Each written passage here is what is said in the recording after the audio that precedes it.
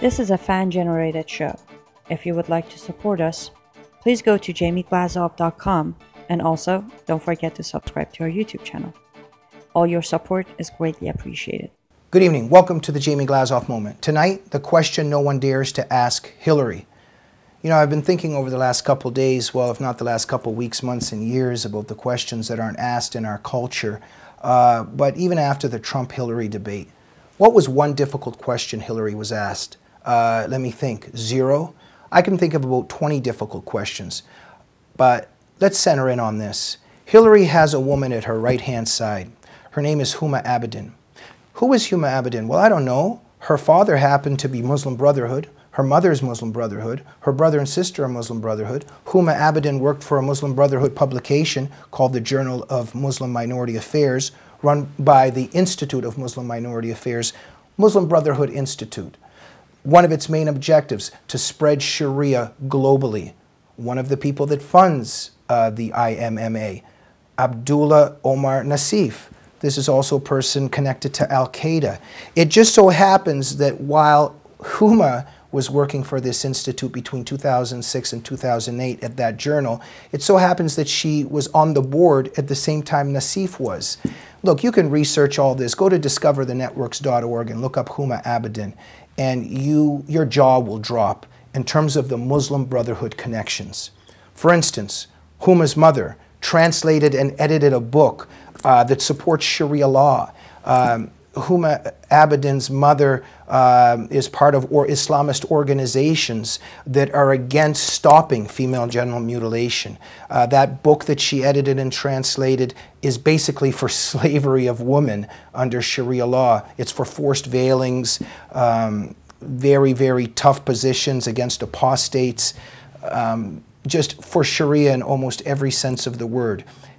Why has Huma, for instance, never been even asked, what were you doing at that magazine? Do you support or do you oppose the IMMA's position? Its positions on Sharia, its positions on Wahhabism. Where do you stand on female genital mutilation? If you're against female genital mutilation, do you therefore disagree with your mother? Etc., etc., etc. I would think that these are important questions, especially when Huma Abedin, who is tied to the hip of Hillary Clinton, might become Chief of Staff or Secretary of State if Hillary Clinton becomes president.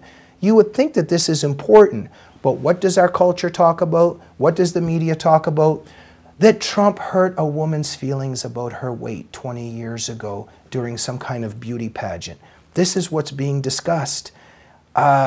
Ladies and gentlemen, the fact that Huma Abedin might be Chief of Staff and Secretary of State in a Hillary Clinton administration would mean that the Muslim Brotherhood will have tremendous amount of power over American policy, and it will have direct access to national security secrets.